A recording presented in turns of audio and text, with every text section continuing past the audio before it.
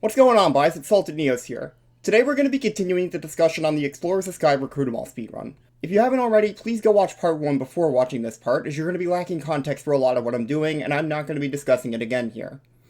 If you're still here, I'm going to assume you've seen part 1 at some point, or you're just disregarding that for the moment, accepting that you're probably going to need to try and piece together context, but either way, we're good to go.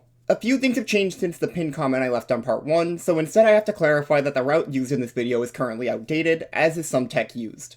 I covered the tech before in a video which will be linked on screen now, so if you want to see that, I would suggest checking out that video after you finished watching this one. Due to time issues, burnout, and another reason which I'm going to explain at the end, I've decided to split what was left of this run into a 3-part video instead. We are going to be continuing to discuss the original run for what was left of this video, since I have recovered my original notes and script for that run. As we're talking about how the run is nowadays, since this run is an outdated route, we'll talk about how I'm addressing that at the end. Sorry again about taking over a year to get back to this video, but with the disclosing done, let's continue on with the original run. Alright, it's been a while since I did part 1. Where did I leave off again? Oh, god damn it.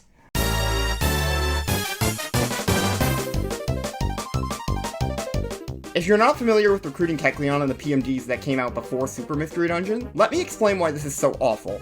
Kecleon is a Pokemon who by default has a recruitment rate of negative 49.5. This means with all of our boosts from Fast Friend, the Golden Mask, and being level 100, we only have a 0.1% chance of Kecleon joining the team, or a 1 in 1,000 chance. This is the maximum odds you can have on this recruit, and it's technically the lowest odds you can have on this recruit as well, since this recruit requires every single boost in the game to get the rate to be positive at all. This sort of requirement, in order to get the 1 in 1,000 chance, also applies to Rescue Team, though not DX, and the WiiWare games. Though it isn't actually the hardest Pokemon to recruit in the game in Rescue Team's case, but I'm getting off topic. If you've ever robbed a Kecleon in this game, you also might know that Kecleon is really tough to defeat, and we apparently need to defeat hundreds of them. So how are we going to be doing that? By cheesing it, of course! We can't cheese the odds to be any higher, but we can cheese our survivability by using a mobile orb to hide inside of a wall without the use of a held item. That way, they can't hit us. We can also eat a Violent Seed to deal enough damage to 2 or 3-shot every Kecleon we encounter. I send in a Prospect mission to get the Wide Slash TM for this grind, as anything is better than using Power Song in this scenario, and the extra uses of offensive moves are very valuable here to not waste more time using elixirs. I also send in 2 Opal Stones and a Sun Ribbon here to evolve our 2 Happiny into a Chansey and Blissey, 2 Moonstones to evolve the extra Cleffa and Igglybuff to their final forms, and a Coronet Rock, which honestly was a stupid decision to send in, but we do get Promo Pass here as a result of that. These evolutions were actually done in the middle of the grind for Kecleon as a morale booster for myself. The Kecleon grind itself is mindless with this strategy, so I needed these guys just to use my brain for a couple of minutes and not completely give up. But finally, after only an hour and a half of grinding, this happens.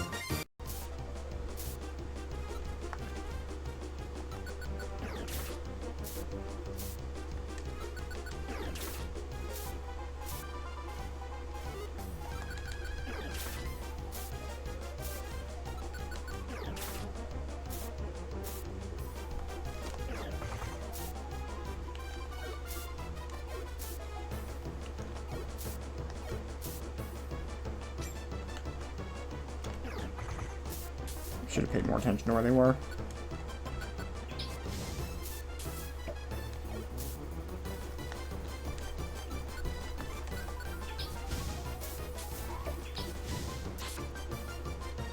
No way.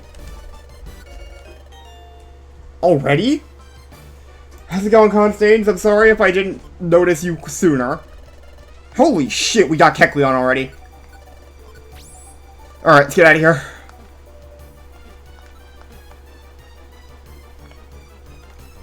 Oh my god, we even have a good good stairs location. Holy shit. I can't believe that went so quickly. That's only like an hour. That's only a little over an hour. Where's the escape orb? We're getting out of here.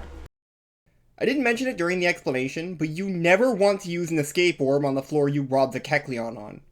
Escape orbs are disabled during robbery, so that stairs location actually might have been a lifesaver. Once we're home from recruiting a store owner we robbed, the weird manaphy that thinks he's our child comes over to celebrate with us. He also tells us about the Marine Resort, not just unlocking that dungeon, but also unlocking the ability to recruit wandering legendary Pokemon using the Secret Slab or Mystery Part items. Technically we could already do this with Ho-Oh, Lugia, and Deoxys, but this unlocks all the other ones. We also unlock the ability to evolve our starters, which is important to have available if I don't end up recruiting a Lucario by accident later. Our next stop will actually be the second trip to Aegis Cave, as it happens to be the only other part of the run where Perish Song is almost completely useless, so I figured it was best to do here so I'm not changing my moves too often. Alright, this is Future Salted long after editing Aegis Cave here. Somehow between the run itself, writing the script, recording the script, and editing the entire Aegis Cave segment, I missed the most obvious issue with my mindset during this dungeon. I didn't think to just wonder mail in unknown stones. You know, a guaranteed source of them that's explicitly allowed in this category. Because I already edited this whole dungeon, and I don't want to live through doing it again, because this dungeon was by far the longest one to edit, I'm choosing to just put this note here instead. Besides this being the dumbest thing to forget I could just do while playing a Wonder Mail category, it at least still accurately reflects my thinking during this run. My main point here is, please note that anytime I make a decision relating to unknown stones, it is almost certainly wrong, and you should only ever be prioritizing unknown during a Recruit 'em All speedrun using Wonder Mail. Since we already unlocked all the other chambers earlier with Jirachi Mail, we can directly visit any of the Aegis chambers now instead of just the pit or from the beginning. Now, if there is a single part of this run that I would call my worst played segment, it would be this segment right here. My Evolution Wave 1 might have been a disorganized mess, but my second Aegis Cave visit was a train wreck. I start with a trip to Ice Chamber to pick up an Ice Stone for us to try and use to recruit Regice. You need to spell out the non-Regi parts of the names of each Regi in order to open their boss fight here, and we already had C and E Stone from the last time we were here. During this trip to Ice Chamber, I get one of the dumbest floors I've ever seen.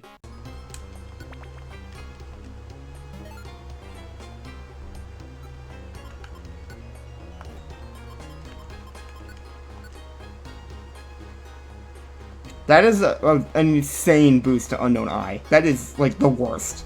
That is the most useless thing ever. Almost everything on this floor is going to be an Unknown Eye. I have 2 Ice Stones, right? Yes. Yeah, unfortunately this was after I had already gotten 2 Ice Stones this trip, so this wasn't actually useful. For reference, Unknown Eye's spawn rate here was exactly 80%, which would have been really nice if I actually needed the stone still. But I do manage to pick up another Sea Stone during this trip as well. With the Ice Stone in hand, no thanks to that 80% spawn floor, I go to fight Regice and recruit it to the team, making Ice Chamber go completely fine and letting me move on to Rock Chamber. In the Rock Chamber, I recruit Unknown O pretty quickly thanks to it being more common in this chamber. When doing the Ice, Rock, and Steel chambers, you want to be looking at the recruitment list to see if any of the unknown that spell the word to unlock the boss are missing on the floor. These particular unknown are significantly more common than any of the other unknown in their chambers, and them being missing on the floor would make getting some of the other unknown that aren't normally boosted significantly easier using spawn rate abuse. For Rock Chamber, the big thing I'm hoping to see in this run is that unknown O and P are missing while Q is present on the floor, as that makes the Q I'm looking for significantly more common. I also need at least one more O stone in this chamber in order to fight Regirock. The other important thing to be doing here is taking away as many items from the ground as possible, because if an unknown is already holding an item, it can't drop its stone on defeat. Unknown stones themselves are actually throwing items that deal a set 60 damage. The main purpose of this effect is actually to just delete them from the floor entirely, like how other throwing items work. I find 2 O stones at the start of the second run of the Rock Chamber, and decide to just start building a second set of Rock stones to use in case I miss Regirock the first time around. This was probably the start of my really bad calls during this dungeon. I did escape Orb out with the new O stones to go and save, which really should have been the end of my problems in the Rock Chamber, as I could have just prioritized Regirock on the return trip and ignored the spawns on my way back there. It's not like I couldn't just make another trip later if I needed any unknown that are most common in that chamber. But of course, I don't do this, as I happen to see an insane unknown Q floor during the trip for Regirock. I get Q here pretty quickly, and a second R stone, meaning I just need a K stone to do a second run of Regirock, so I just decide to go for it without making another save. I don't see an unknown K floor whatsoever during this run, so this will cause more grinding if I happen to miss the recruit attempt on the Regi. Somehow, this run I actually end up with a decent Steel Stone grinding floor, so I grind out stones here instead of looking for the stone I actually need to get the Regi I'm currently gunning for. This probably wasn't a great call, but I figure if I'm stuck saving this run anyway after the Q floor, I might as well go with it. After leaving this floor, I walk away with my 2 sets of R, O, and C stones, the 1 K stone, the F stone I already had, an E stone, and 2 T stones, while also recruiting Unknown G. Afterwards, I go take my attempt on Regirock, which unfortunately fails. This brings me to one of my biggest gripes with Aegis Cave, aside from the stupid amount of rare spawns: the issue of actually recruiting the Regis. As I said earlier, we need to grind out unknown stones to open the path to the Regi boss fights. These Reggies are at a baffling set 50% chance to join the team. Before we had access to Jirachi mail, these three were nightmare fuel because you effectively had to land the 50% 3 times in a row, as these chambers reclose on every trip, even for a chamber you already have recruited the Reggie from. For this run, we don't have to deal with that part, but we do still have our own problems with these guys. For some bizarre reason, you can't just exit Aegis Cave from midway points for free, unlike every other midway point in the game. You can only exit by getting the stones from the chamber, or using an escape orb. Escape orbs are a very scarce and valuable resource in this run, and we need a ton of them, so you really don't want to be using them unnecessarily. And just to make these midways worse, you can't save the game in any of them either! Considering how long an attempt at this dungeon can be casually, that decision is certainly one of the decisions of all time.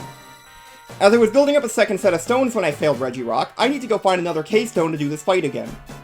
I don't find that K-stone for a very long time, which is the reason you shouldn't be attempting to be building multiple sets of stones. I unknowingly gambled here and wasted a ton of time as a result of it. After my failure with Regirock, the game puts me in Steel Chamber, so I go through there for the time being. While in this chamber, I realize I don't have an L stone at all and only one E stone, so I have to grind in this chamber for a bit to get any attempts at Registeel. I grab 2 more E stones here, along with 2 L stones, which allows me to go and fight Registeel when I'm ready to leave. I escape orb out after this to go and save again, despite picking up extra stones. So it looked like I was starting to learn after Regirock, right? Yeah, no, I really wasn't learning that much. The problem is, I did this on the 3rd floor of the dungeon, but in Steel Chamber there's actually 4 floors, something I didn't remember in the moment. Meaning I wasted another good chance at getting good spawn rates for the remaining unknown in Zubat. Luckily for me, or unluckily for me depending on how you see it, the 1st floor of the next trip to Steel Chamber has good unknown M spawn rates, and so I decide to camp it here. While this does waste another escape orb based on which stones I currently have, every unknown between H and M being missing on the floor is a decent sized boost to M spawn rate. So I figured I was probably not going to be getting a better chance at it than I was right now. The floor also had unknown S, allowing me to get an S stone during this too. I found the unknown M I was looking for here pretty quickly as well, and despite forgetting to put on the golden mask, it thankfully joins the team here. On the next floor, we quickly grab unknown exclamation point, which is really nice as you typically want to obtain that one in the pit for the better spawn rate. This is followed by getting the E stone I needed to get an extra Registeel attempt that didn't require me to save. I start rushing to exit the dungeon, but that's not before an unknown decides to give me a present.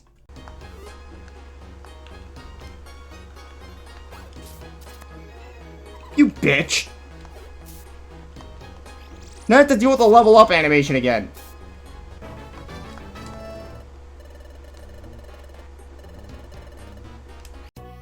Apparently Registeel decided that joke was absolutely hilarious and was too busy laughing at us to remember to ask to join our team. Meaning that second set of steel stones is going to be used after all. This brings us back to the pit, where we attempt to locate any of the other missing Pokemon on our way to Regigigas. We grab Crobat, Unknown H, Y, and V on this trip through. I forgot to Golden Mask the V here, so I'm very grateful it joined. This leaves Zubat and the remaining Reggies for us to get here. Regigigas joins our team at the bottom of the pit after we beat it again. Thankfully not having the same 50% chance to join as its disciples do, but instead always joining the team. After remembering to go grab the secret slab from storage and reteaching Parish Song, I go and begin rushing through Rock Chamber to hunt out a K-Stone in the Zubat. Since Zubat's our only missing recruit, I can Parish check for it while I'm looking for a good K-floor to get the stone. So far there have been tons of mistakes in Aegis Cave for sure, however the luck really begins to sour at this point. It takes 3 runs of the Rock Chamber to finally find the K-Stone I needed. At this point, I escape to go and save and begin rushing the 2 Reggies I missed. I find a beach cave mission at the guild which had a triple question mark reward, so I decide to go do that first. However, because the game hasn't had enough laughs at my expense during the Aegis Cave section of the run, this happens when I go to do the mission.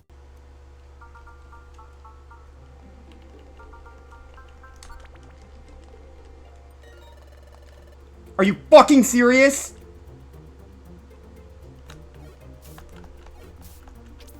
Fuck off. For those who don't know, if the game says, but where's the target Pokemon, that means it just failed to spawn the Pokemon, and I have to do the fucking mission again. What a waste of time. I was doing this because it was quick, now I have to do 2 beach cave trips. I redid the mission afterward, and it rewarded nothing useful. As much as it hurts me to say that, since it was a Togetic recruit, which for those who haven't picked up on it in previous videos, is my favorite Pokemon. I've been cutting the instances of nothing notable happening from missions from the video normally, but the failure to spawn the Pokemon there is just more salt in the wound with the terrible Aegis. Thankfully, we do get the mission to unlock Mystery Jungle before we go and do more Reggie attempts, meaning I only need to get the Sky Stairway mission now. I decided to give the 2 remaining Reggies higher priority than Zubat here, so I can't tempt myself into grinding 3rd sets of stones, and so I start with trying to recruit Regirock. If the attempt from earlier is considered, we get a third try Regirock, which is far from ideal. Registeel turns this around by happening on the second attempt, including the one from earlier, leaving only Zubat left in Aegis Cave until we can finally be done with it. And thank God. Despite not putting Zubat on the first 4 floors of that run of the pit, Zubat joins the team very quickly on the 5th floor, finally freeing me from Aegis Cave and letting me play all the less bad dungeons for the remainder of the run. If I haven't made it clear, Aegis Cave is my least favorite dungeon in the game as well. And if we're not including whatever the heck half of the RTDX postgame dungeons are, this is easily my least favorite dungeon in the entire series. With my new freedom, I go to finish at the recruits in Dark Crater. Since I had everything in the first half of the dungeon from my run during the story, I use a Wondermail code to unlock the second half of the dungeon directly and save myself the trip through the beginning. I grab Aggron and Rhyperior, who took way longer than it had any right to actually recruit. Concealed Ruins was the next dungeon I went to, and this dungeon is really weird.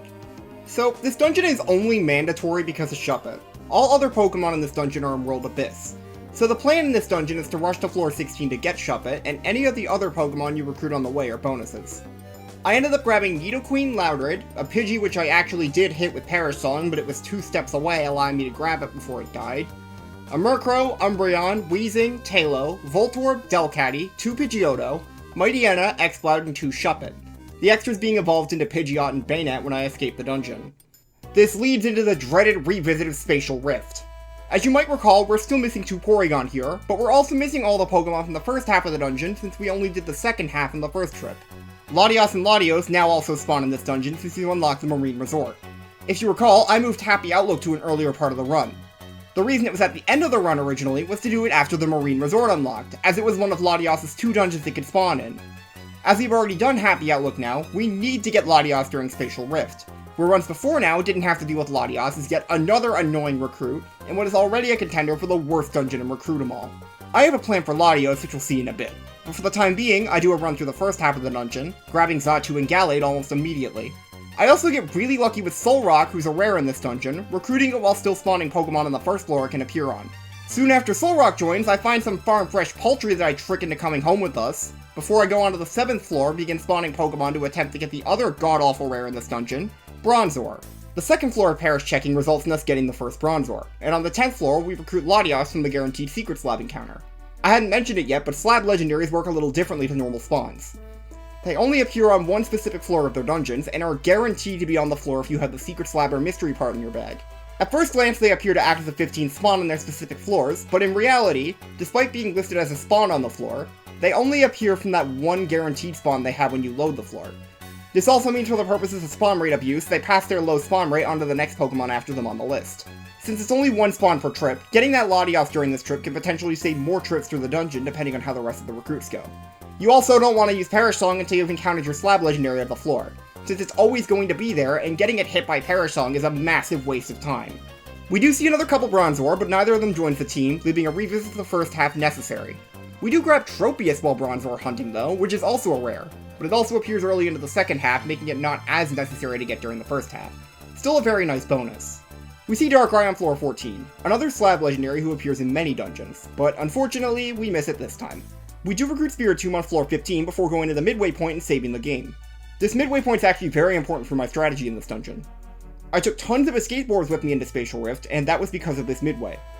If you use an escape board past a midway point in a dungeon, you will escape back to the midway, meaning I could do Perish checks on all the floors where Porygon could spawn, being floors 3 through 8, and escape orb out at the last one if I got any Porygon and then save the game.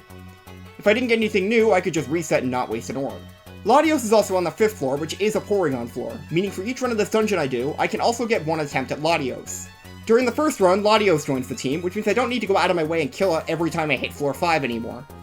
While getting Latios is cool, we don't see a single Porygon during the first 2 runs of this strategy, which is kinda painful.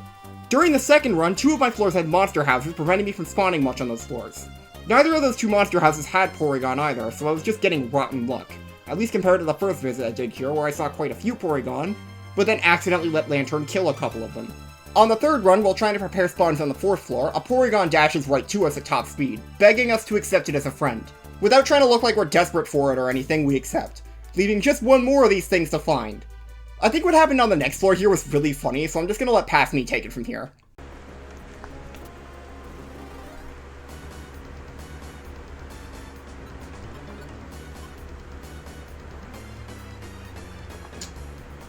messed up holds.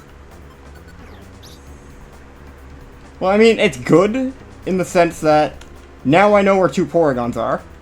It's bad in the sense of Lanterns in the middle of a fucking monster house in a dungeon with heal belt.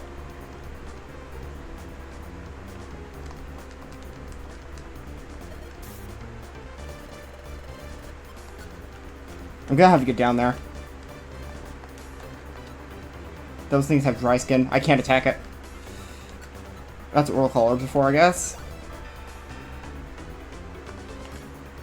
Down the stairs. That's good.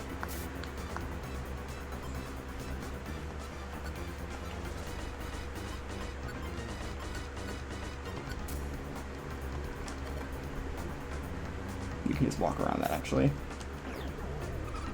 Okay, I should probably get rid of the not petrified Pokemon first. Why are there so many Toxic Croak in this room? Where did they come from?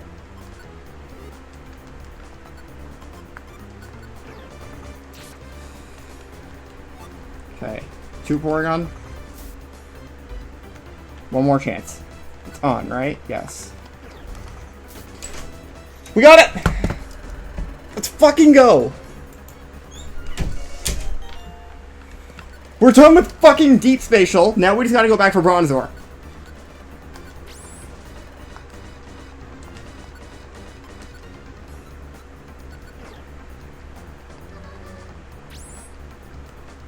So the last thing I did in this clip was really stupid. In my excitement of finally being done here, I escape orbed out immediately. But that wasn't what I was supposed to do here. What I was supposed to do here was finish the dungeon, because Palkia is at the end of the dungeon and I still need to recruit it. I don't notice this mistake until the last day of the run, but that's not the absolute worst mistake I made this run, so that's alright. I head back into Spatial to go and deal with the Bronzor I'm still missing. We get lucky on floor 10 and finally get our Bronzor, making us done with what we need at a Spatial Rift. Before leaving, I go and do one more attempt at Darkrai on floor 14. Since we're already close and having more chances at the Pokemon with a negative 22% recruit rate is probably a good idea. We don't get it despite spawning right next to it, but either way, we leave this dungeon blissfully unaware that we're coming back here later. Surrounded Sea is up next, the dungeon where you're supposed to get the Manaphy Egg. I don't need all that much here, the main reason we're actually here is for Lugia attempts. We quickly get Shelter, who is typically a really bad Pokemon to get due to being super rare and only on 5 floors. I get Carvanha on the 8th floor, and then rush toward the floors where Lapras can spawn to Perish check them. Okay, so we need to talk about this. Because my tracker mistakenly had Lapras marked as mandatory to obtain in this dungeon, I wasted an entire 45 minutes unnecessarily in this dungeon before I realized that this wasn't actually mandatory here because of the second Miracle Sea visit later on. It's also in Bottomless Sea, so I have no idea how this was marked as mandatory to obtain here. I still don't have Shellas EC for Miracle Sea yet, so I'd have to do more runs of that dungeon anyway, even ignoring Fiona. I ended up camping on the Lapras floors for ages without even doing the normal Perish checking stretch, just because of how few of these floors there are in this dungeon, making it not really worth it to replay the whole dungeon up to that point just to do 6 waves of spawns. This is definitely easy time save for the next time I do this run. I do get Lugia on the first run too, so the run of the dungeon I did afterward for the sake of Lapras was entirely unnecessary. Once I finally realized the error on the tracker, I leave Surrounded Sea without Lapras and go do Midnight Forest, which is thankfully a very easy dungeon to recruit in. In this dungeon, the only mandatory recruit is Rotom. Anything else we get here is a bonus, though there are a few Pokemon we wouldn't mind getting here if possible. I get Ledian, Raticate, Bellsprout, Wurmple, Nuzleaf, Scyther, Rotom, and Ledibo while I'm there. While getting ready to do Mount Travail, I finally get the last 7 treasures mission for Sky's Stairway from a Golbat in the cafe, meaning I don't need to check for these anymore. From Mount Travail, I end up recruiting Marowak, Beebarrel, Caesar, Mr. Mime, and Medicham, before I end up running into a tutorial 25.5 hours into the run, having picked up an Oranberry directly for the first time.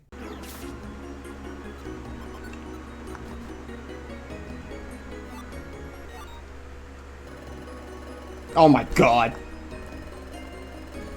I can't believe that happened this late in. I kinda just forgot that I hadn't seen the tutorial text for that yet. Lantern makes friends with the Heracross and seem to like her as a sparring partner, and we also recruit Kangaskhan, Tyrogue, Mankey, Shedinja, Metatite, Sentret, and Onyx. We also get really lucky and recruit Darkrai in only the second dungeon where it could potentially appear. Next, we move on to Lost Wilderness. During the unnecessary Lapras grind, I really started to burn out. Instead of just taking a break like a sane person would do, I decided to just push through the fatigue and keep going. That was somewhat apparent during Mount Travail, however, during Lost Wilderness is where that really starts to show. It was starting to manifest itself in a way that actually felt like a cloud of negativity weighing my head down, or I guess that's the best way I can think of describing it. Maybe it was just some sort of minor headache. I can't really put that feeling into words, but either way, whatever was going on here was definitely impacting my gameplay. Lost Wilderness has tons of rare Pokemon, and spawn rate abuse isn't very viable to use in this dungeon, as there's only a few floors that have 15 Pokemon. So it was fairly taxing to do so soon after the surrounded sea disaster. Lickitung, Hariyama, Magmar, and Spinda come really quickly. On floor 3, I parrish check and hit both the Abra and Makuhita that were on the floor, which really sucks to have happen here, as this is similar to hitting 2 rares in Spatial Rift, since both dungeons barely have the ability to use spawn rate abuse. These two continue to troll me for the entire remainder of the dungeon.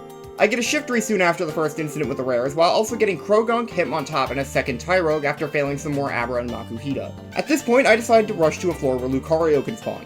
Not for a chance at recruiting Lucario, that thing isn't even remotely worth considering going for, but instead to get a 15th Pokemon in the spawn pool to open up the possibility of spawn rate abuse. After getting to those floors, well, this happened after more failed Abra and Makuhita.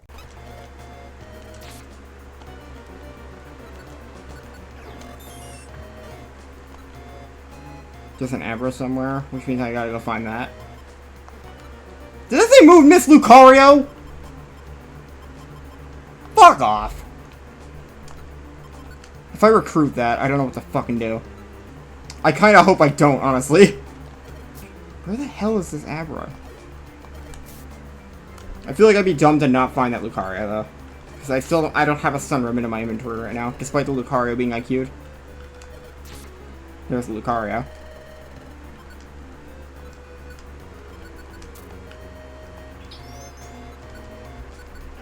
That is not what I wanted to use. Please tell me that missed the Abra again. It did.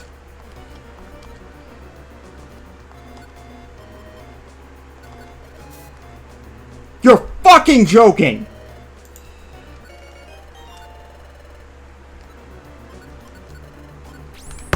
I need to go mark Riolu again.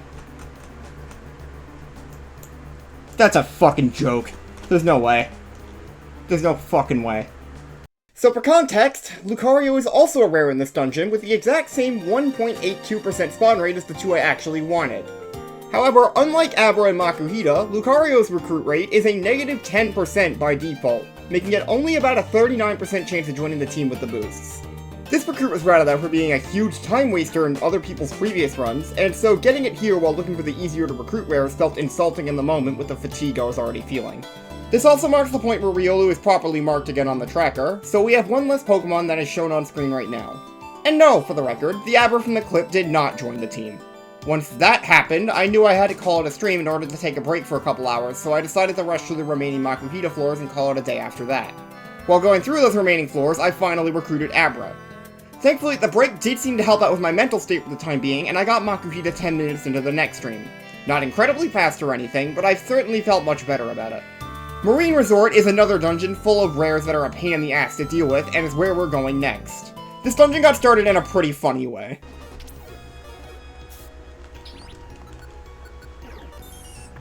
Two Phanpy? Why are there so many Phanpy?